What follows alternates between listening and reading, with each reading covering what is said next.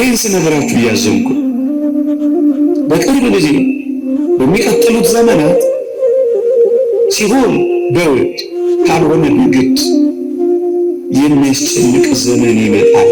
ከጌታችን ችንካር ከበሳው የቁስሎቹ እጅ ሌላ ለኔና ለእናንተ ማረፊያ እዚህ ዓለም ላይ አለ። ምን ላይ ታርፋላችሁ ክርስቲያኖች?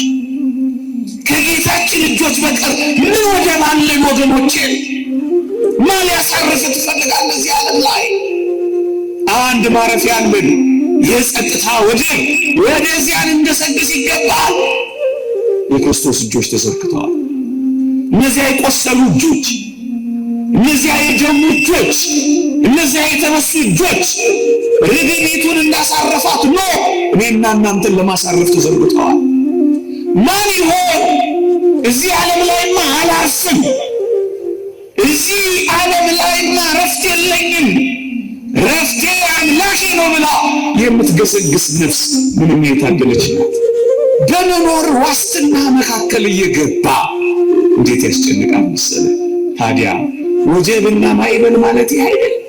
መኖሪያ እያሳጣ አፍ ላይ የምትቀምሰው የምትልሰው እየነፈገ ዋሻ ፍርክታ ላይ እንዳታርፍ እንኳን እያባረረ የሚኖር ከሆነ ወጀብና ማዕበል ይህ አይደል? ታዲያ በዚህ ውስጥ መቆየት የምትፈልግ ክርስቲያናዊት ነፍስ የቷ ነች? ወደ ሄዳ ማረፍ አትፈልግም? ምዕመናን፣ የተዘረጉ ማሳረፊያ እጆች አሉ። በዚህ ተሰቃይተን በሰማይ ልንጽናና፣ በዚህ ደክመን በሰማይ ልናርፍ፣ በዚህ ጎመን በሰማይ ሊሞላልን፣ በዚህ አጥተን በሰማይ ልናገኝ ነው። በዚህ ነፍርቀን በሰማይ ልንቦርቅ ነው። በዚህ ለቅሶ ይዞን በሰማይ ሳቅ ሊይዝን። እንደሱ ነው ኑሮ ክርስቲያኖች።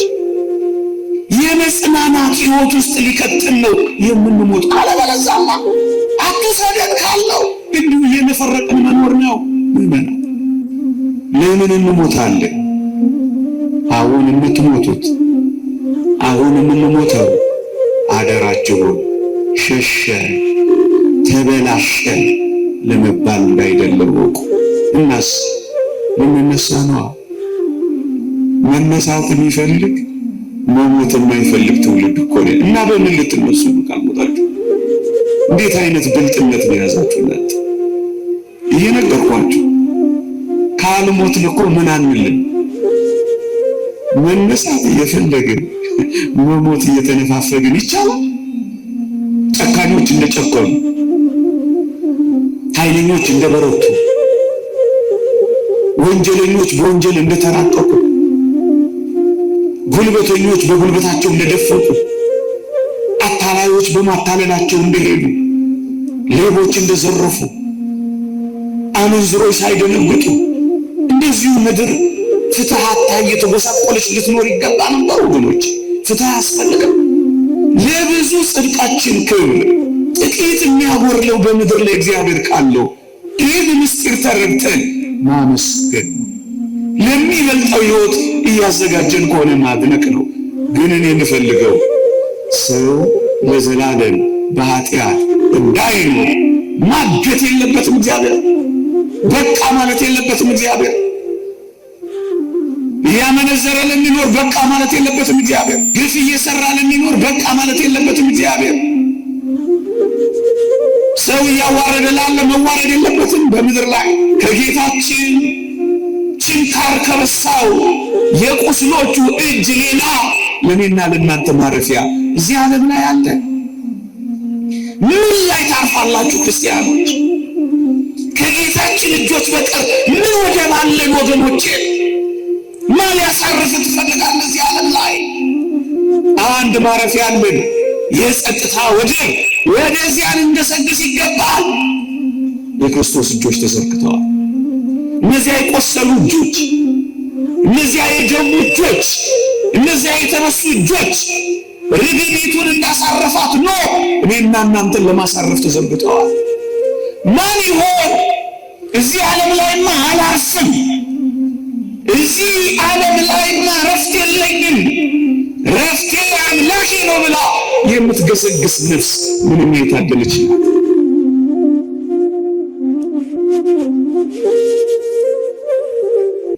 ወወልድ ወመንፈስ ቅዱስ አሃዱ አምላክ አሜን። ለምን እንሞታለን? አይቀሬ አይወሬ ርዕስ ነው ሞት። ግን ለክርስቲያኖች እንደሚገባ መስማት ደግሞ አስፈላጊ ነው። ለምን እንሞታለን? የተወደዳችሁ የእግዚአብሔር ቤተሰቦች፣ እኔና እናንተ ክርስቲያኖች ጌታችን መድኃኒታችን ኢየሱስ ክርስቶስ በሞት ላይ ያስገኘውን ድል የምናምን ነን። ምዕመናን፣ የክርስትና የሃይማኖታችን ኃይሏ፣ የክርስትና የሃይማኖታችን ጉልበቷ፣ የክርስትና የሃይማኖታችን ብልጫዋ ከፍ ባለ ሁኔታ የተገለጠው ክርስቶስ ሞትን ሲረታ ነው። መቃብር ሁሉን ይዞ ነበረ፣ ሞትም ሁሉን ይውጥ ነበረ። ክርስቶስ ሲመጣ ግን ይህንን ሁሉ አስቆመ። ክርስትና መቃብር ባዶ ያደርጋል። ክርስትና የሞትን ጉልበት አድክሟል። ክርስትና በሞት ላይ ድል ተጎናጽፏል። በሞት ፊት የሚሸበር ክርስቲያን የለም። ሞት ጥርሱ ረግፏል። ሞት ኃይሉ ደክሟል። ሞት ባሩዱ የወጣለት ቀለህ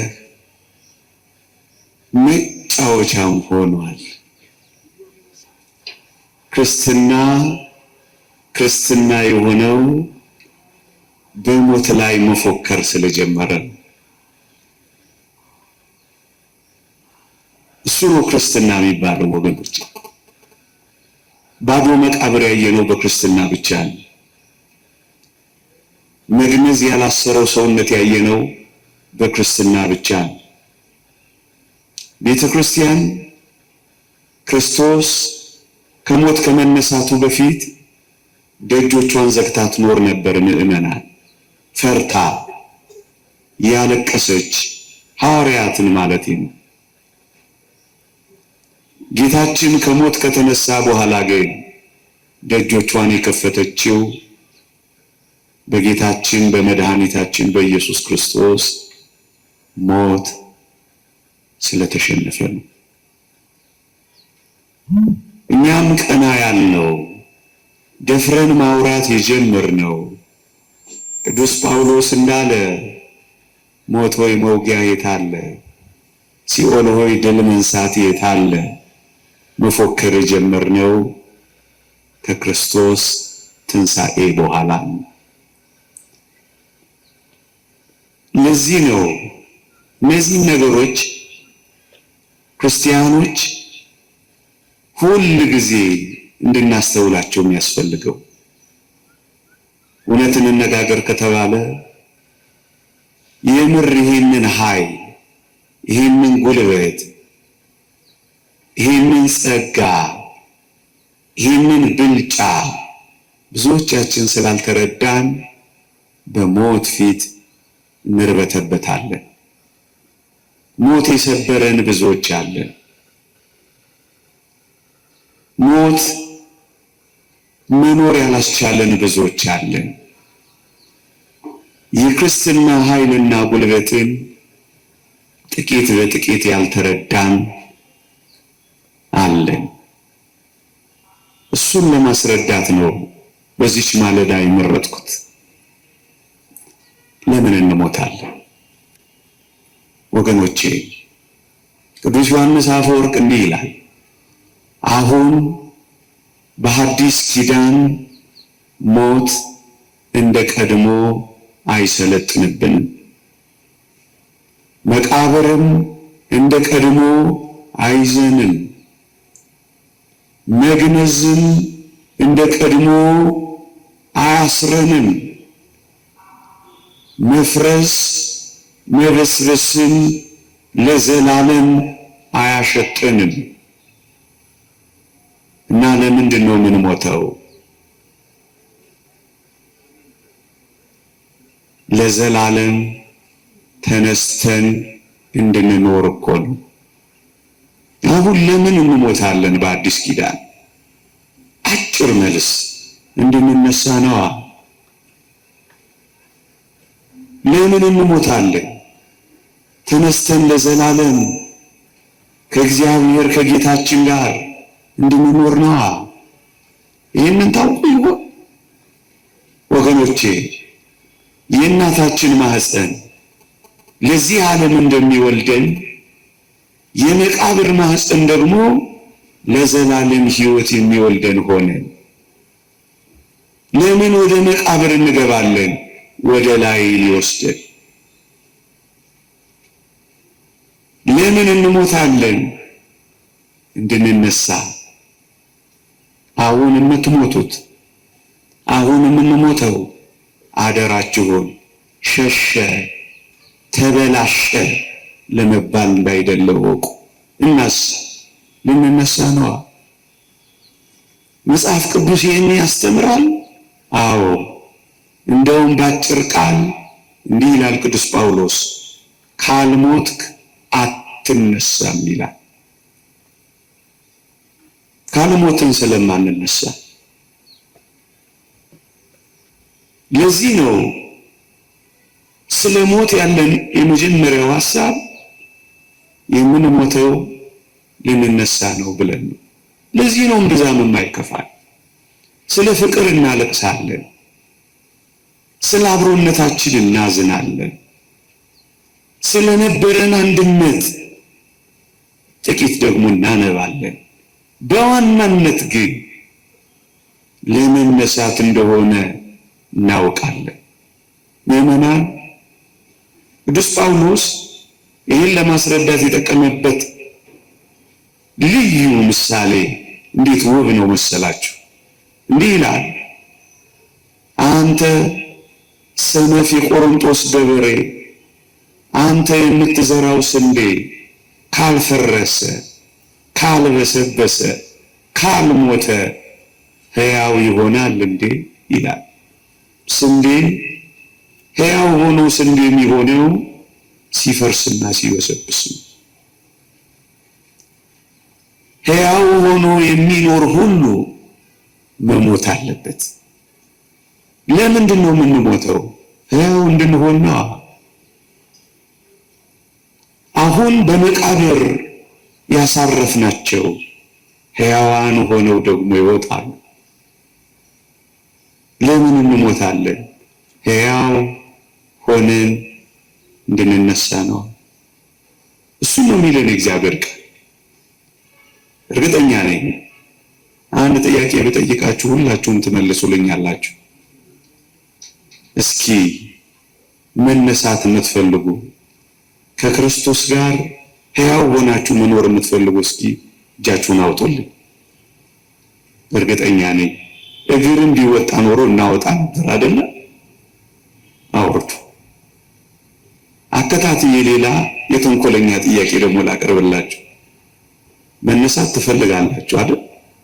መሞት የምትፈልጉ ደግሞ እስኪ እጃችሁን አውጡልኝ።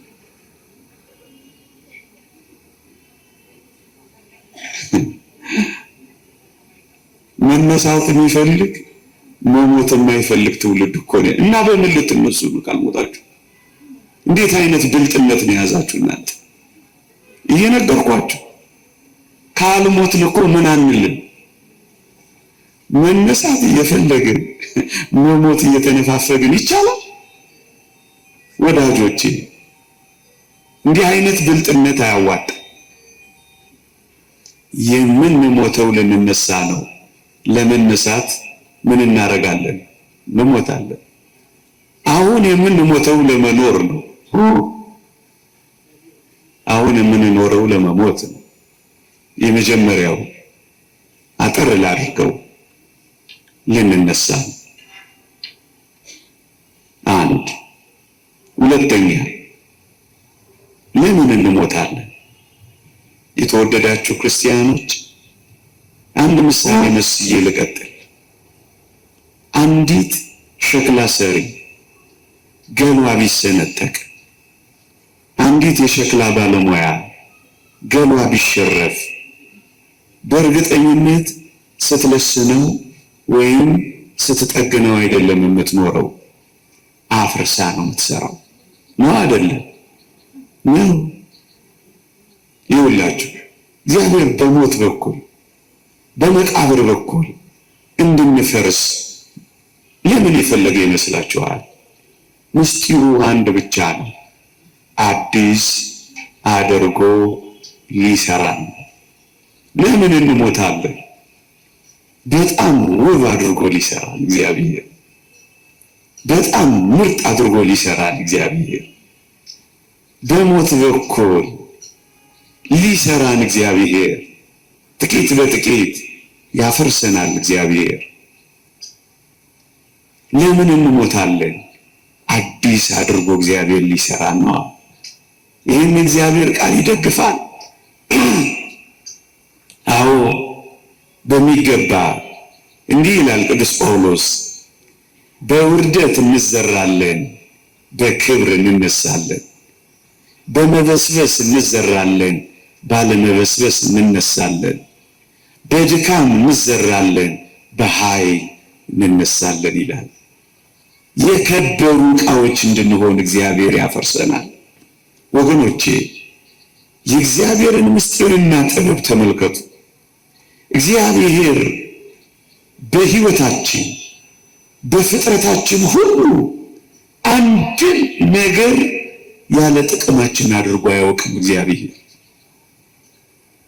እግዚአብሔር መጥፎ የሚባለውን ነገር እንኳን ምናልባት የመጨረሻው ሞት ከሆነ እሱን ራሱ እግዚአብሔር አዲስ አድርጎ ሊሰራ እንዲያመጣ ይኸውና ነበብኩላችሁ።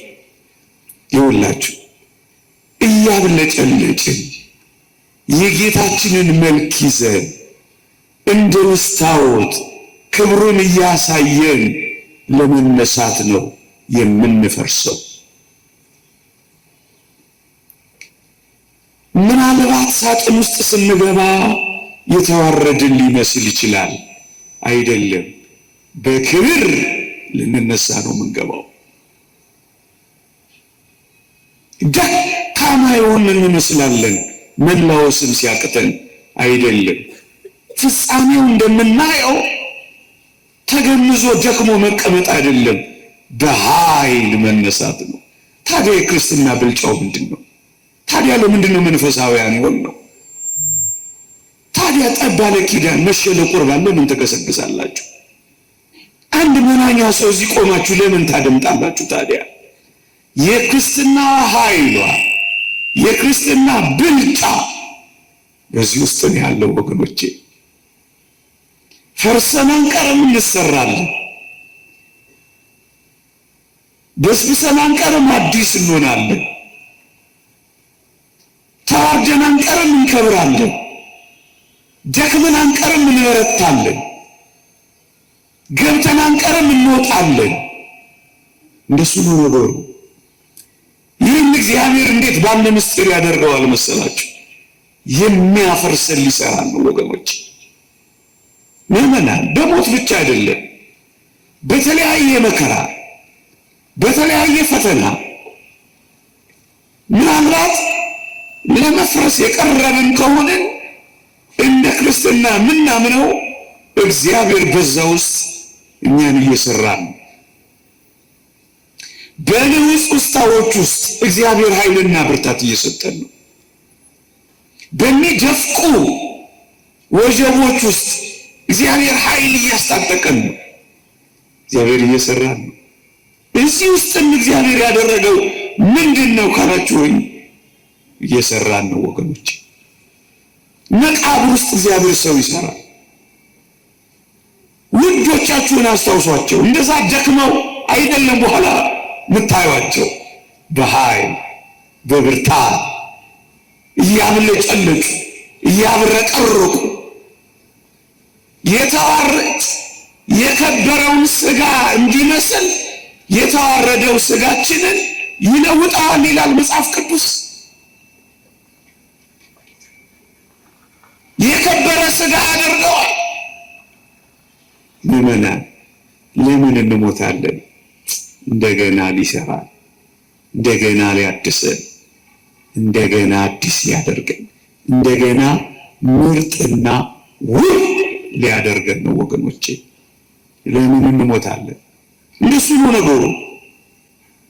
ሶስተኛ ለምን እንሞታለን? በጣም የሚደንቅ ነገር ሊቃውንት ያስተምራሉ።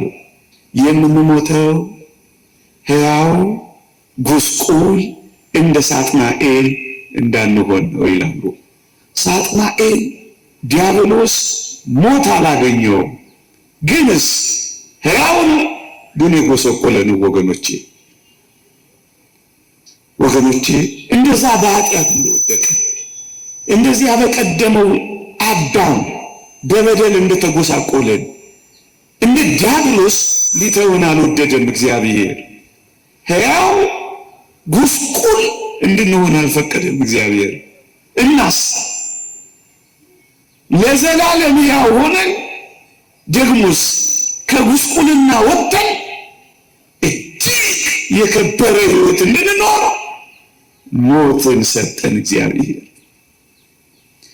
ሞትን ባይፈቅድ ሞት እንድንሞት እግዚአብሔር ባያደርግ ኖሮ ይላል አንድ ሊቅ፣ እንደ ዲያብሎስ ሕያው ጉስቁል ሆነን እንኖር ነበር ይላል። ለምን እንሞታለን? ሕያዋን ሆነን ግን የተጎሳቆልን ሆነን ከምንኖር ሞተን የከበርን ብንሆን እንደሚሻል እግዚአብሔር ስለሚያውቅ ነበር።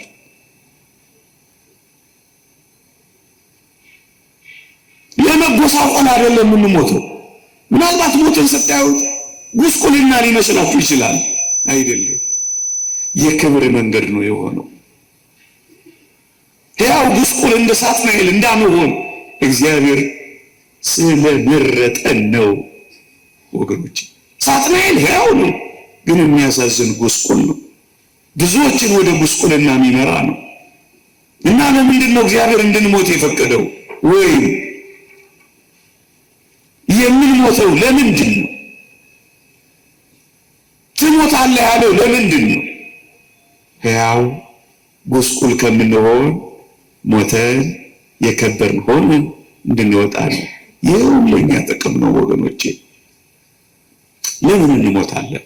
አራተኛ ባስልዮስ ዘቂሳርያ የተባለ አባት እንዲህ ይላል፣ ሰው ለዘላለም በኃጢአት እንዳይኖር የተሰጠ ስጦታ ነው ይላል ወገኖቼ። ጸጋ ነው ይለዋል ይህ አባት። ሰው ለዘላለም በኃጢአት እንዳይኖር፣ ጉስቁል ሆኖ እንዳይኖር፣ አሁን እንዳልኳችሁ እሱን የሚያብራራ ነው። ይሄ የተሰጠ ስጦታ ነው ይላል። ምዕመናን ሞት ባይኖር ኖሮ እቺ ምድር ምን ልትሆን እንደምትችል እስኪያስቡ። በወንጀል የተሞላች አትሆንም ነበር። በግፍ የተሞላች አትሆንም ነበር። እግዚአብሔር እሺ ፍትህ የት ጋ ይስጥ ወገኖቼ? ፍትህ የት ጋ ይገኝ ነበር? ሞት ባይኖር ኖሮ ጨካኞች እንደጨከኑ፣ ኃይለኞች እንደበረቱ፣ ወንጀለኞች በወንጀል እንደተራቀቁ፣ ጉልበተኞች በጉልበታቸው እንደደፈቁ፣ አታላዮች በማታለላቸው እንደሄዱ፣ ሌቦች እንደዘረፉ፣ አመንዝሮች ሳይደነግጡ፣ እንደዚሁ ምድር ፍትህ አታ እየተጎሳቆለች ልትኖር ይገባ ነበር ወገኖች። ፍትህ አያስፈልግም? እንደ አልዓዛር የኖሩ ሰዎች እረፍት አያስፈልጋቸው? ምድር ላይ የተበደሉ ሰዎች መካሳ ያስፈልጋቸው? ምድር ጀርባዋን የሰጠቻቸው ሰዎች እግዚአብሔር ፊቱን ሊሰጣቸው አይገባም? ፍትህ እንደታጣ ምድር ላይ መቅረት አለበት?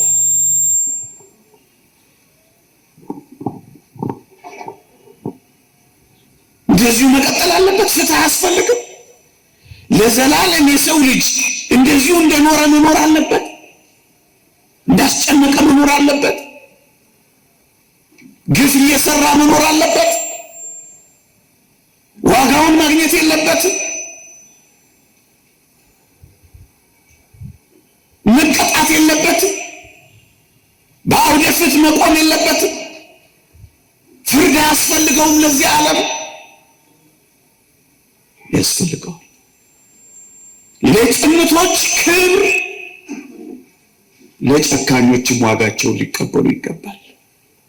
እግዚአብሔር የፍትህ አምላክ ነው። ፍትህ ርትዕ የሚያጸናው ደግሞ ከሞት በኋላ ባለው ህይወት ነው። ጥቂት ብዙ ጽድቅ ኖሯቸው ጥቂት ኃጢአት ያላቸው እዚህ ምድር ላይ ዋጋቸውን ጥቂት ይቀበላሉ፣ በዘላለም መንግስት ይከብራሉ። ብዙ ግፍ የሚሰሩ ጥቂት ደግሞ ምድራዊውን ነገር ይሰጣቸዋል እግዚአብሔር።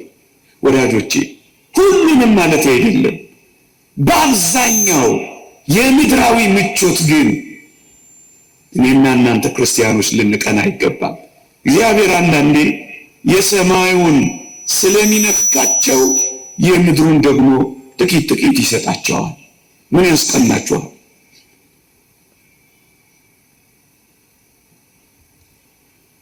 እግዚአብሔር እንደ አልዓዛር ብዙ ጽድቅ ጥቂት ጉድለት ቢኖረው ይላል ዮሐንስ አፈወርቅ፣ ጥቂት ደግሞ እንደዚያ ኑረው ይላል።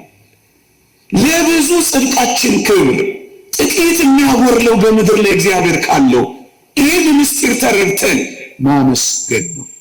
ለሚበልጠው ህይወት እያዘጋጀን ከሆነ ማድነቅ ነው። ግን እኔ የምፈልገው ሰው ለዘላለም በኃጢአት እንዳይኖር ማገት የለበትም እግዚአብሔር። በቃ ማለት የለበትም እግዚአብሔር። እያመነዘረ ለሚኖር በቃ ማለት የለበትም እግዚአብሔር። ግፍ እየሰራ ለሚኖር በቃ ማለት የለበትም እግዚአብሔር። ሰው እያዋረደ ላለ መዋረድ የለበትም በምድር ላይ እና በሞት ምክንያት ይገታል። በሞት ምክንያት እግዚአብሔር ያስቆማል። አለበለዚያማ የማይሞት ቢሆን ኖሮ ምን ሊያደርገን ነበር? ከዚህ በላይ አምባገነን ሆኖ ምን ይሆን ነበር? ምድር እንዴት ትኖር ነበር? ትንሽ እኮ ጨዋነትን ያመጣው ሞትን እያሰበ እኮ ስለምንኖር ነው። እግዚአብሔር ፊት እንቆማለን።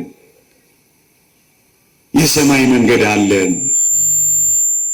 ጠያቂና ተቆጣጣሪ እግዚአብሔር አለን ስለምንል እኮ ነው ትንሽ አፋር እንኳን የምንሆነው፣ ትንሽ እንኳን የምንደነግጠው፣ ትንሽ እንኳን የምንሰቀቀው፣ ትንሽ እንኳን የምንደነግጠው። ምዕመናን ለምንድን ነው የምንሞተው?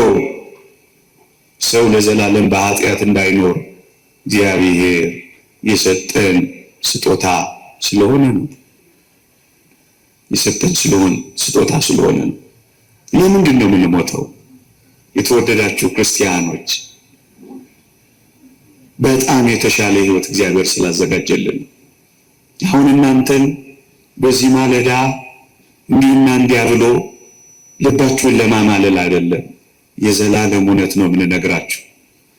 አሁን ከምንኖርበት ሊነጻጸርን፣ ሊወዳደርን፣ ሊስተካከልን የማይችል ህይወት እግዚአብሔር ለእኔና ለእናንተ ስላዘጋጀ ወደዚያ ሊወስደን ስለሚፈልግ ነው። መጽሐፍ ቅዱስ እንደሱ ነው የሚለው። ልሄድ ከክርስቶስ ጋር ልኖር እናፍቃለሁ፣ ከሁሉ ይልቅ እጅግ የሚሻል ነውና ነው የሚለው። የሚሻል አሁን ከምንኖረው ህይወት ጋር የሚነጻጸር አይደለም። እግዚአብሔር በጣም የተሻለውን ስለሚያስብልን ነው። በሞት በኩል እግዚአብሔር የሚወስደን እጅግ ሊነገር የማይችል ቋንቋ የማይገልጠው ህሊና የማይመረምረው ቅኔ የማይበቃው በመጻሕፍት ያልተጻፈ አዲስ በጣም የተሻለ ሕይወት ለኔና ለእናንተ ስላዘጋጀ እሱን ነው የሚለው እግዚአብሔር ቃል። የተሻለ ነገር፣ የተሻለ ሕይወት፣ የተሻለ ጣዕም፣ የተሻለ ቤት፣ የተሻለ አኗኗር እግዚአብሔር ወደዛ ሊወስደን ስላዘጋጀ ምዕመናን ታውቃላችሁ፣ ይህ ዓለም የድካም እንዴት እንደደከመን ታውቃላችሁ፣ እንዴት እንደሚያደክመንም ታውቃላችሁ። የተሻለ ሕይወት ምንድነው? እግዚአብሔር ለልጆቹ የሚሰጠው የእረፍት ሕይወት ነው። ማረፍ አለብን፣ መኖር የለብን። እረፍት ነው። መጽሐፍ ቅዱስ እሱ ነው የሚለው፣ ነፍሴ ሆይ ወደ እረፍትሽ ተመለሺ እግዚአብሔር መልካም አድርጎልሻልና እያለ ነው ዘማሪው ዳዊት የዘመረው። እረፍት ምዕመናን፣ ወደ እረፍት እንደምንሄድ አስቡ እንጂ እርፍ ነው የምንለው። በጌታ የሚሞቱ ሙታን ብፁዓን ናቸው ከድካማቸው ያርፉ ዘንድ ስራቸው ይከተላቸዋል የሚለው ለዚህ ነው። ከድካማችን የምናርፍበት ሕይወት ነው ምዕመናን። እርፍ ከድካማችን፣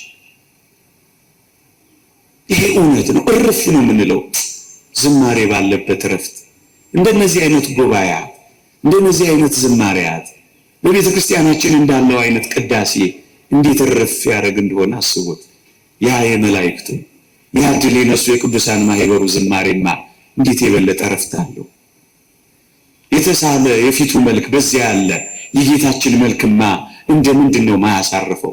ወደዚያ እረፍት ለመግባት ነው የምንቸኩለው ወገኖቼ። እረፍት አለው። እግዚአብሔር ለምን እንድንሞት ፈቀደ? ወይም ለምን እንድንሞት ሞት ተሰጠ ካላችሁ፣ ወይ እረፍን በዘላለም እረፍት ውስጥ እንድንኖር ነው። ማረፍ አትፈልጉም? እሱን ነው እግዚአብሔር የሰጠን። ይሄ ብቻ አይደለም። ለምንድን ነው ምን ሞተው? ምዕመናን አንድ የሚያስደንቅ ቃል እዚህ መጽሐፍ ቅዱሳችን ላይ ስለ አልዓዛር አብርሃም ያለው እንዴት ያስደንቃል! ምንድን ነው ያለው? እርሱ በዚህ ይጽናናል ያለው። ይህ ዓለም የመጽናኛ ቦታችን ሆኖ አያውቅ። እንዳትጠብቁ እንደውም የሚለው በክፋት እየባሱ ይሄዳሉ ነው የሚለው። ዓመት ሲጨምር ክፋት እየባሰ ነው የሚሄደው። ይሄን ማረጋገጥ ከፈለጋችሁ የጣሊያኗ ጠቅላይ ሚኒስቴር በቀደም ያለችውን ላስታውሳችሁ።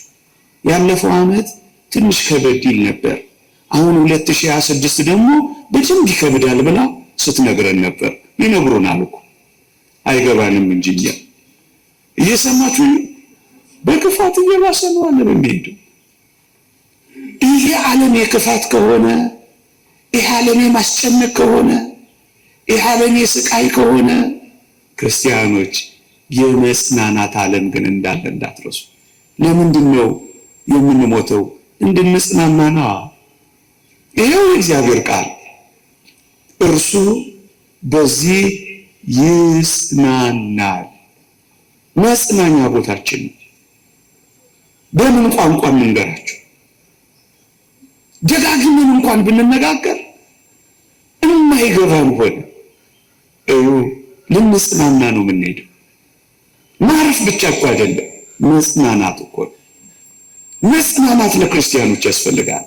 ምዕመናን ከጌታችን ስቅለት እስከ ዕለተ ምጽአት የምዕመናን የቤተ ክርስቲያን ሐዘንና ለቅሶ ነው። ደግሞ አለው ከጌታችን ስቅለት እስከ ዕለተ ምጽአት የቤተ ክርስቲያን ሐዘንና መከራ ነው፣ እንባ ነው፣ ስቃይ ነው። በዕለተ ምጽአት እስካላችሁኝ የቤተ ክርስቲያን መጽናናት ነው፣ የምዕመናን ረፍት ነው። የሌሎች ደግሞ ስቃይ የሚጀምረው ያኔ ነው። የሰማችሁ ነው።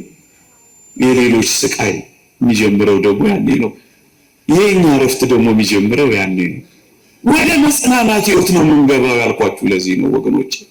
አንዳንድ ሰዎች አሁን ያለችውን ቤተክርስቲያን እያዩ ምንድነው ይሄ ሁሉ? ለምንድን ነው እንደዚህ ምን ሆነው ብለው ያስባሉ። ወገኖቼ በዚህ ምድር ላይ የምታርፍ ቤተክርስቲያን የለችንም። ለምን እንደ ሁሉም ነገር ስትር አይልም? ለምን ሁሉም ነገር ጽድት አይልም። አይ ምክንያቱም ምድር ላይ ነው፣ ምክንያቱም ዓለም ላይ ነው። ባህሪው አይደለም።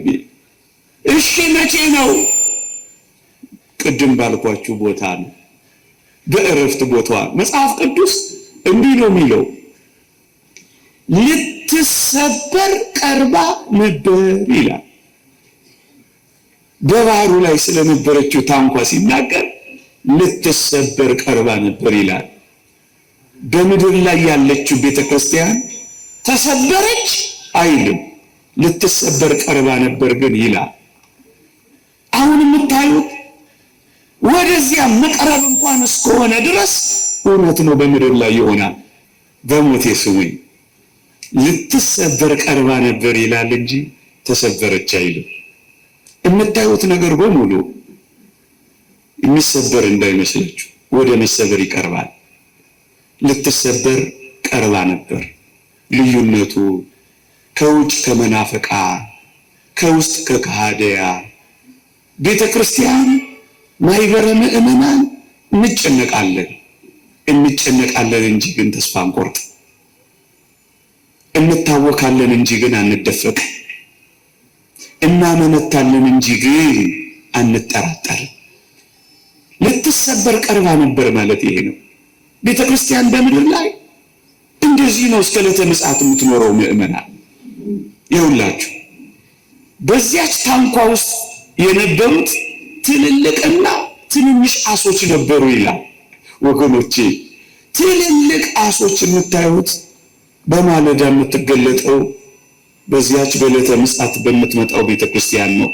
በዚህች ቤተክርስቲያን ግን እንደኔ አይነት ትንንሽ ኃጢአተኛም ታያላችሁ። ለምንድን ነው እንደዚህ የሚሆኑት? ነገሌ ትንንሽ አሶችም ትልልቅ አሶችም አሉ። በትልልቆቹ ተጽናናላችሁ፣ በትንንሾቹ ደግሞ ትንሽ እንደሱ ነው። ትንንሽም ትልልቅም አሶች ስለሚኖሩባት ግን ይኸውላችሁ ከስቅለት እስከ ዕለተ ምጽአት የቤተ ክርስቲያን መከራ ጊዜ ነው። አሁን ለምን እንደዚህ አልሆነም? አሁን ለምን ያለ ጊዜው እንዴት ይሆናል? ያለ ጊዜው እንዴት? እና ሰይጣን ላይ ዋጋት ነው እና መከራ ላይ አበላት ነው እንዴ? እንደዚህማ እንዴት ይችላል? ሰይጣን ደም ተቃብቶ የለን? ምእመናን አሁን እናለቅሳለን፣ አሁን እናዝናለን፣ አሁን እንተክዛለን፣ አሁን እናነባለን ከስቅለት እስከ ዕለተ ምጽአት። ከዚያ በኋላስ እንጽናናለን። እሱ ነው። እሱ ባይኖር ኖሮ ነው ክርስቲያንም አንሆነው። ቅዱስ ጳውሎስ ለዚህች ሕይወት ብቻ ክርስቶስን ተስፋ ካደረገን ምንኛ ምስኪኖች ነን ይላል። ለዚህች ምድር መሰላችሁ እንደ ክርስቲያን የሆናችሁት? እዚህ ባለጸጋ እንድትሆኑ፣ እዚህ በምቾትና በድሎት እንድትኖሩ ቢሆን እሰየው፣ ችግር የለም፣ መልካም ነው። በዚህ ተጸጋይተን በሰማይ ልንጽናና፣ በዚህ ደክመን በሰማይ ልናርፍ ነው። በዚህ ጎመን በሰማይ ሊሞላልን ነው። በዚህ አተን በሰማይ ልናገኝ ነው። በዚህ መፍርቀን በሰማይ ልንቦርቅ ነው። በዚህ ለቅሶ ይዞን በሰማይ ሳቅ ሊይዝን። እንደሱ ነው ኑሮ ክርስቲያኖች።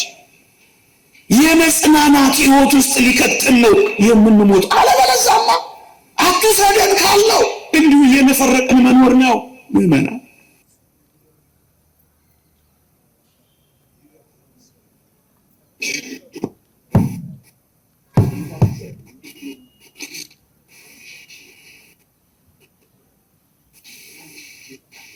ችግር የለም። ስለዚህ ዋናው ምን ይሆን? እየሰማችሁ ነው አይደል? እንዳትረሱት። ሰው በሞተባችሁ ጊዜ እናንተም ወደዚህ ሁላችንም እንሞታለን ተብሎ እንደተጻፈ ሁላችንም ወደዚህ መቅረባችን አይቀርምና ሁል ጊዜ በደስታ አስቡት። ልነሳ ነው የምሞተው ብላችሁ አስቡት። እግዚአብሔር አዲስ አድርጎ ሊሰራኝ ነው የምሞተው ብላችሁ አስቡት።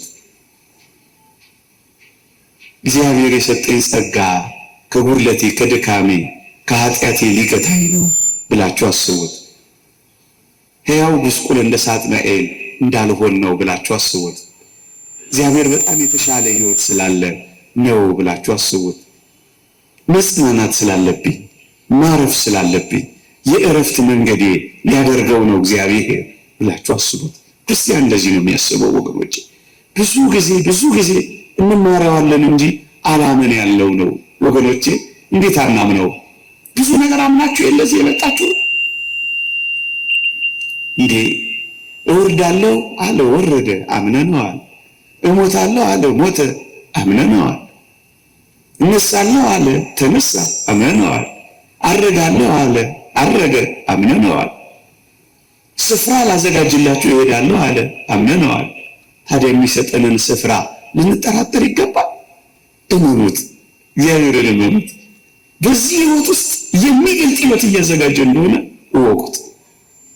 ለዚህ ነው አሁን እኛ ክርስቲያኖች ቀና ብለን የምንሄደው፣ የማናፍረው፣ የማንደነግጠው።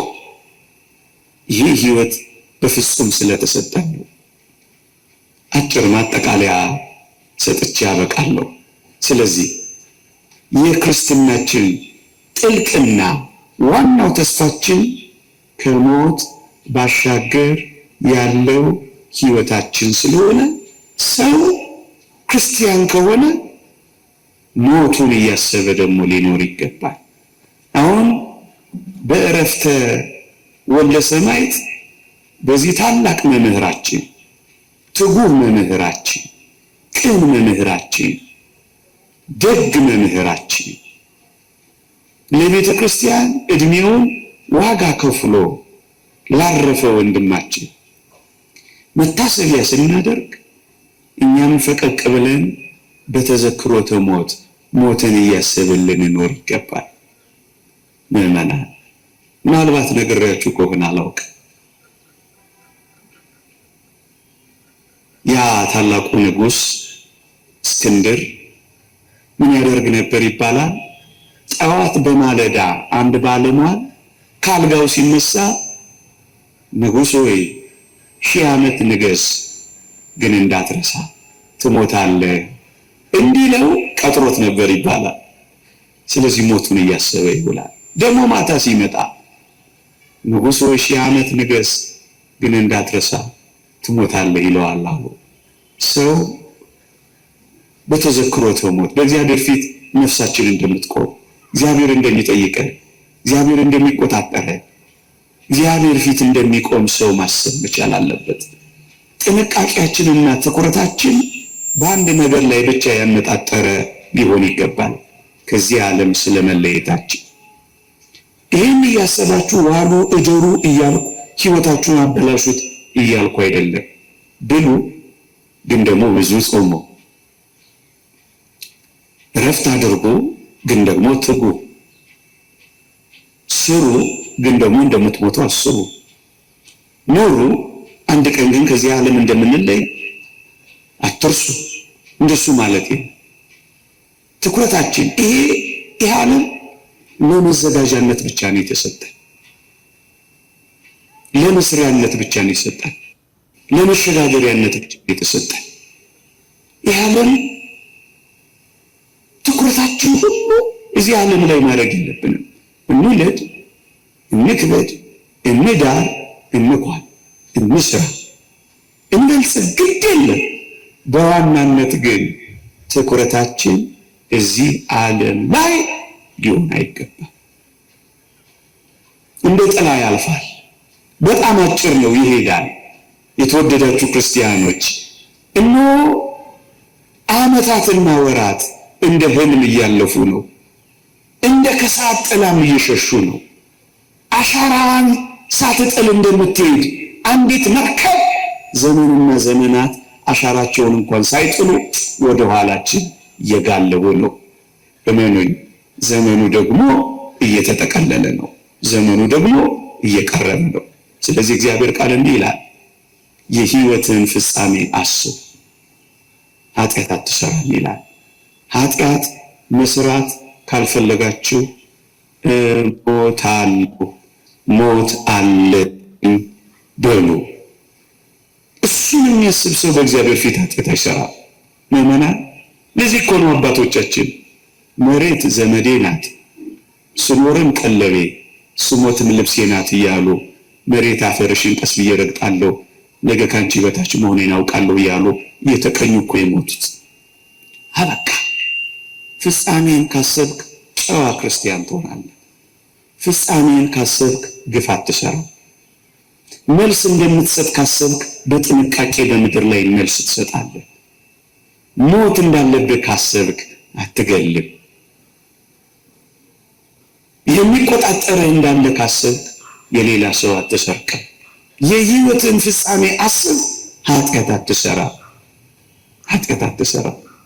አሞኖስ የተባለ ሊቅ እንዲህ ይላል፣ ሞት ቅርብ እንደሆነች የሚያስብ ሰው ብዙ ህብር ያለውን ኃጢአት አይሰራም፣ ብዙ ኃጢአት አይሰራም ይላል። ምዕመናን እንዲህ ባሉ የደጋግ ሰዎች መታሰቢያ በምናደርግበት ቀን ይሄን በማሰብ ጥንቃቄያችን ሊጨምር ይገባል። በንግግራችሁ ተጠንቀቁ፣ በአኗኗራችሁ ተጠንቀቁ፣ በዚህ ምድር ላይ ባለ የህይወት ምልልሳችሁ ተጠንቀቁ፣ የበለጠ ተጠንቀቁ። ጌታችን እንደኖረ ጌታችን እንደተመላለሰ በወንጌል አልሰማችሁም? ስለ ጌታችን የተቀጠቀጠ ሸምበቆን አልሰበረም፣ የሚጤስን የጧፍን ክርም አላጠፋም ይላል። እንዴት በጭምትነት እንደኖረ። አሁን በእኛ መካከል መጣላት ጉዳያችን ሊሆን ይገባ ነበር። መኳረፍስ የኛ ህይወት ሊሆን ይገባ ነበር። መዘራረፍስ፣ መገዳደልስ፣ መናናቅስ፣ አንዱ አንዱን ማዋረድስ፣ ደግሞስ ፍትህ አልባ ሆነን ምድርን ማጀየትስ ይገባ ነበር። አያችሁ፣ ሞት እንደሌለበት የሚያስብ ሰው እንደነዛ እንደ ኤጲቆሮሳውያን እንሞታለንና እንብላ፣ ነገ ስለምንሞት እንጠጣ፣ ነገ ስለምንሞት እንዝናና እንዳትሉ፣ ነገ ስለምንሞት እንጹም፣ ነገ ስለምንሞት እንቆጠብ፣ ነገ ስለምንሞት ጨዋ እንሁን። እንደሱ ነው የሚባለው። እንደሱ ነው የሚባለው። ክርስቲያኖች ምዕመናን፣ አንዲት እንቁ የተሸከመች ታንኳ ባህር ላይ ትሄዳለች ልበላችሁ። እንቁ የተሸከመች ታንኳ እንግዲህ ምን ያህል ውድ ሀብት እንደያዘች ተመልከቱ። ታንኳዋ ትሄዳለች ባህር ላይ። ማዕበልና ነፋሳት ተነሳ። ማዕበልና ነፋሳት እንቁ የያዘችው ባህር ላይ በምትጓዘው ታንኳ ላይ ተነሳ። እቺ ታንኳ እዛ ባህር ላይ መቆየት የምትፈልግ ይመስላችኋል? አታረገው። ምንድነው የምታረገው? እንቁዋን እንደያዘች በፍጥነት እየቀዘፈች ወደቧ ማረፍ ነው የምትፈልገው። ምዕመናን እደግመዋለሁ፣ እንቁ የያዘችው ታንኳ ማዕበልና ነፋሳት ተነስተው እንቁን እስክታጣ ድረስ እዚያ ባህር ውስጥ እስኪደፍቃት ማዕበሉ ላይ መቆየት አትፈልገው እና ምንድነው የምትፈልገው? ፈጥና ወደ ወደቧ መገስገስ ትፈልጋለች። አንድ ክርስቲያንስ በዚህ ዓለም ላይ ብዙ መቆየት ይፈልጋል? አይገባውም። ለምን? ማዕበሉ፣ ወጀቡ፣ ንፋሱ እንቁ የሆነውን ሀብቱን፣ ክርስትናውን፣ ሃይማኖቱን፣ ንጽህናውን እንዳይደፍቅበት ነዋ። ንጽህናውን በርኩሰት የሚደፍቅበት፣ ሃይማኖቱን በጥርጥር ባህር ውስጥ የሚጥልበት ከሆነ ቶሎ መሄድ ይፈልጋል። ምዕመናን ይሄን ስነግራችሁ እያዘንኩ በቅርብ ጊዜ በሚቀጥሉት ዘመናት ሲሆን በውድ ካልሆነ በግድ የሚያስጨንቅ ዘመን ይመጣል። መጽሐፍ ቅዱስ ነው የተናገረው። የሚያስጨንቅ ዘመን እንዲመጣ ይሄን እወቁ ይላል እግዚአብሔር ቃል። በተአምራትና በምልክቶች አታሎ በድንቆች ማርኮ የሚያሳምን ይመጣል። ወጀቡና ሀብሎ እኮ ከባድ እኮ ነው ምዕመናን። ካልሆነስ እንደዚህ አስወድዶ እንደዚህ አስለምዶ ይሞክራል፣ ብዙዎችንም ያታልላል። ክርስቶስ ከእንግዲህ በድንቆችና በምልክቶች አይደለም የሚመጣው፣ ለፍርድ ነው የሚመጣው። ሐሳዊ መሲህ ግን ሰሞኑን የእስራኤሉ ጠቅላይ ሚኒስትር እንደተናገሩት መሲሐችን ይመጣል እንዳሉት በተአምራትና በድንቆች እንዲመጣው መሲሐቸው ግን ኢየሱስ ክርስቶስ አይደለም። እንግዲህ ምን ያክል ሊያስጨንቅ እንደሚችል እዩት። ሲሆን በውድ በፈቃድ በማስወደድ በማስለመድ፣ ካልሆነስ በግድ አትበላ አትጠጣ እያለ ይሄንን ካላደረግ ይሄንን አንሰጥህም እያለ በመኖር ዋስትና መካከል እየገባ እንዴት ያስጨንቃል መሰለ። ታዲያ ወጀብና ማዕበል ማለት ይሄ አይደል? መኖሪያ እያሳጣ አፍ ላይ የምትቀምሰው የምትልሰው እየነፈገ ዋሻ ፍርክታ ላይ እንዳታርፍ እንኳን እያባረረ የሚኖር ከሆነ ወጀብና ማዕበል ይሄ አይደል? ታዲያ በዚህ ውስጥ መቆየት የምትፈልግ ክርስቲያናዊት ነፍስ የቷ ነች? ወደቧ ሄዳ ማረፍ አትፈልግም? ምዕመናን፣ የተዘረጉ ማሳረፊያ እጆች አሉ። ታስታውሳላችሁ? ኖህ ቁራውንም ርግቡንም ሲልክ እጆቹን በመስኮቱ አውጥቶ ሊያሳርፋቸው ፈቅዶ ነበረ። ቁራ ማረፍ አልፈለገም። የሞተውንም ምናምኑንም እየበላ እዚያ መንከራተት ጀመረ። ርግቢቱ ግን ለእግሮቿ ማሳረፊያ እዚያ ስላጣች ለእግሮቿ ማሳረፊያ ከኖህ እጆች በቀር የት ትገሰግሳለች? ናም ከፍ አድርጌ ይሄንን ቃል ልናገር። ከጌታችን ችንካር ከበሳው የቁስሎቹ እጅ ሌላ ለኔና ለእናንተ ማረፊያ እዚህ ዓለም ላይ አለ? ምን ላይ ታርፋላችሁ ክርስቲያኖች? ከጌታችን እጆች በቀር ምን ወደብ አለን ወገኖቼ? ማን ሊያሳርፍ ትፈልጋለህ? እዚህ ዓለም ላይ አንድ ማረፊያ አለን፣ የጸጥታ ወደብ። ወደዚያ ልንገሰግስ ይገባል። የክርስቶስ እጆች ተዘርግተዋል። እነዚያ የቆሰሉ እጆች፣ እነዚያ የደሙ እጆች፣ እነዚያ የተበሱ እጆች ርግቢቱን እንዳሳረፋት ኖህ እኔና እናንተን ለማሳረፍ ተዘርግተዋል። ማን ይሆን እዚህ ዓለም ላይማ አላርፍም፣ እዚህ ዓለም ላይማ ረፍት የለኝም፣ ረፍቴ አምላኬ ነው ብላ የምትገሰግስ ነፍስ ምንኛ የታደለች ናት። ማዕበሉ እንዳያሰጥማት፣ ወጀቡ እንዳያናውጣት፣ ሃይማኖቷ፣ ክርስትናዋን፣ ንጽሕናዋን፣ ጸጋዋን እንዳይደፍቅባት የምትገሰግስ ነፍስ እንደሱ ነው ወገኖቼ። አውግስጢኖስ እንደተናገረው ነፍሳችን ካንተ በቀር ሌላ ማረፊያ የላትም እንዳለው። ምን ማረፊያ አላት? ምን መተከዣ አላት? ምን መመርኮዣ አላት? ምን መተንፈሻ አላት? ምን መሞረጥ አላት? ከዚህ እጆች በቀር ምን አላት? ለዚህ ነው ወደ ረፍት ወደባችን ልንገሰግስ ይገባል። በዚህ ዘመን በተለይ ደስ በማሰኙ ወራት፣ የሚሰሙት ነገሮች በሚሰቀጥጡበት ወራት፣ በረቂቅ መንገድ ልናስበው ከምንችለው በላይ ዓለም ሊፈትነን በተዘጋጀበት ወራት ኃይላችን አንተ ነህ፣ ብርታታችን አንተ ነህ፣ መሸሸጊያችን አንተ ነህ፣ ማረፊያችን አንተ ነህ፣ ጉልበታችን አንተ ነህ፣ መደበቂያችን አንተ ነህ፣ መጽናኛችን አንተ ነህ፣ ምርኩዛችን አንተ ነህ፣ ተስፋችን አንተ ነህ፣ መደበቂያችን አንተ ነህ። እሱ ምን ያስፈልጋል? ሌላ ምን ማረፊያ አለ? እንኳን እኛ ምንም የሌለን ያላቸው እንኳን ማረፊያ አይኖራቸው፣ ያላቸው እንኳን መጠጊያቸው አይኖራቸው።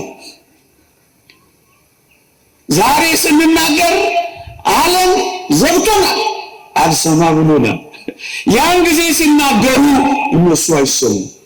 ዛሬ እኛ አፋችንን አዘግተው ሊሆን ይችላል፣ ነገ ግን ይህ ዓለም አፉን ይዘጋል።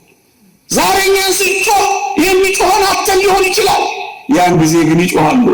እናት የልጇን ጩኸት አትሰማም ይላል። ዛሬ በክርስቲያኖች ላይ ፍጅት ይኖራል፣ ከዕለተ ስቅለት እስከ ምጽአት ብያችኋለሁ። ያን ጊዜ ግን ፍጅት ይሆናል። ከባድ ፍጅት ነው ወገኖቼ። ግድ የላችሁም። የመጽናኛ ቦታ አለን፣ የእረፍት ቦታ አለን። ወደዚያ ልንገሰግስ ይገባል። እንቋችንን፣ ሀብታችንን፣ ጸጋችንን እንዳይወስድብን። አንድ ሊቅ እንዲህ ብሎ ይናገራል። ሄሮኒመስ የተባለ ሊቅ ምን ይላል? እቴ ሞት አንቺ ደጃፉን ካልከፈትሽልኝ በቀር የአምላኬን ፊት ለማየት መዝለቂያም የለኝ ይላል። የአምላካችንን ፊት እኮ የምናየው በሞት በኩል ለወገኖቼ፣ ያን የተወደደ የአምላካችንን መልክ፣ ያን የፍቅር መልክ፣ ያን የርኅራኄ መልክ፣ ያን የደግነት መልክ፣ ያ ስሙ ይሄ ነው ሊባል መጠሪያ የሚያጥለው መልክ፣ እሱን የምናየው በሞት በኩል እኮ ነው። እቴ ሞት አንቺ ደጃፉን ካልከፈትሽልኝ በቀር የአምላኬን ማየት አልችልም። ይህ የተወደደ ወንድማችን የሚሰብክለትን አምላክ ለማየት ነው የሄደው። እንዴት ይደንቃል! ትላንት ከኛ ጋር ነበር። ምናልባትም ይሄኔ እዚህ ጉባኤ ላይ እያስተማራችሁ ይሆናል። አሁን ግን እዚያ በአምላኩ ፊት የአምላኩን ፊት እያየ ነው። ምን ይደንቃል! ታድሎ! ይህ እጅግ የሚደንቅ ነው። ክርስቲያኖች ልብ የሚናፍቀው ነው። ጻድቁ ኢዮብ እንኳን ከዛ ሁሉ መከራ በኋላ ምን እንዳላልሰማችሁ፣ እኔ ግን የሚቤዠኝ ሕያው እንደሆነ አውቃለሁ፣ በመጨረሻም ዘመን በምድር ላይ እንዲቆም ይህ ቁርበቴም ከጠፋ በኋላ በዚያን ጊዜ ከሥጋ የተለየች እግዚአብሔርን እንዳያውቃለሁ። የራሴ አየዋለሁ፣ ዓይኖችም ይመለከቱታል፣ ልቤ በመናፈቅ ዝሏል ይላል። የሚናፍቁት ሰዎች ሲያዩ እንዴት ደስ ይላቸው! እሱ የደስታችን ሁሉ ፍጻሜ ነው። እሱ የተድላችን ሁሉ ማብቂያ ነው። በሞት በኩል ነው ወገኖች፣ በሌላ በምንም ነገር የለም። በሞት በኩል የክርስቲያኖች ፍጻሜ ይሄ ነው ወገኖቼ። መጨረሻ ምዕመናን አንድ ነገር ይዘን የምንሄደው አንድ ነገር ቢኖር ሃይማኖታችን ናት፣ ምግባራችን ናት። ስለዚህ እሱ ላይ ልናተኮር ይገባል። ሃይማኖታችሁን አጽንታችሁ፣ ምግባራችሁን አቅንታችሁ። እኔ ዛሬ 10 ምናምን ዓመት ይሁን እንደ መምህር ዘላለም አይነት አንድ ደግ መምህር ነበር። ጋሽ ግርማ ከበደ ይባላል። ምን አለ ይባላል? ሃይማኖቴን አጽንቼ ምግባሬን አቅንቼ ከሞትኩ አላሉ አንድ ሰው ጥቁር ለብሶ እንዳይቀብረኛል። በረከቱ ይደርብን የሚባል ደግ ሰው ነው በእውነት። አንድ ሰው እውነትም በቀደም እንደነበረው አስደናቂ ስርዓተ ቀብር ነጭ ልብስ ለብሰው ነው የቀበሩት። እንዲህ አይነት መኩሪያ መምህራን፣ እንዲህ አይነት ያስተማሩትን የኖሩበት የሚኖሩትን የሚያስተምሩ ደጋግ ሰዎች ብልጭ ብለው ያጽናኑናል እኮ። በብዙዎች ተስፋ ቆርጠን ቀና የምንልባቸው እኮ ሰዎች አሉ። እግዚአብሔርን የምናይባቸው፣ ቤተ ክርስቲያንን የምናይባቸው፣ ሰው መሆንን የምናይባቸው ሰዎች አሉ እኮ። እነዚህ ሃይማኖታቸው ምግባራቸው ይዘው ነው ወደ እግዚአብሔር የሚሄዱት። ምን ይዛሉ ታዲያ? ምን ይዛሉ? ምን ሳላንዲኖስ የሚባል አንድ የእስያ ንጉሥ ምን አደረገ ይባላል? ንጉሥ ነው። ወደ መቃብር ስገባ እጄን ከፍ አድርጋችሁ ከመቃብሩ በላይ አውሉኝና ነው የምትቀብሩኝ አላቸው አሉ። እና እጁ ላይ ምን ይዞ ነበር አሉ? ይሄ ሰው እራፊ ጨርቅ ብቻ ይዞ ነበር አሉ።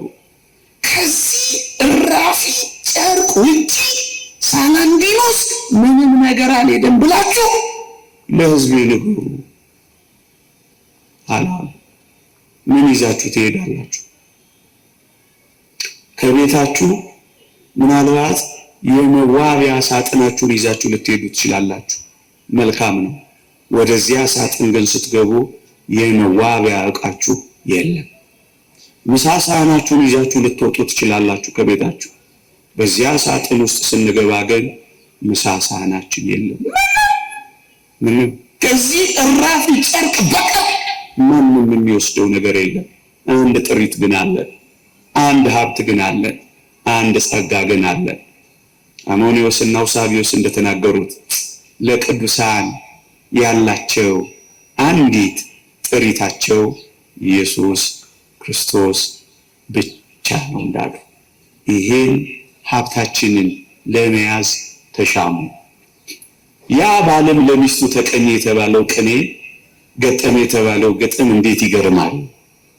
ሚስቱን እንዲህ አላት አሉ ስትሞትበት፣ አማሻለሁ እንጂ ወጥ አልሰራሽ ብዬ፣ አማሻለሁ እንጂ ጠላ አልጠመቅሽ ብዬ፣ ጣትሽስ ከፈትል ዛሬም አልተለየ አላሉ። ስትሞት እኮ ነው ወጥ አትሰራ፣ እንጀራ አትጋግር፣ ጠላ አትጠምቅ፣ አንድ ነገር ግን ታረጋለች በእጇ። ምን? ፈትል ይዛ ትሄዳለች። እና እንደሱ ብዙም ትኩረታችን እዚህ ዓለም ላይ አይሆን፣ ዋና ትኩረታችን ስለመሄዳችን መዘጋጃችን ላይ ይሆን። እንሞታለን።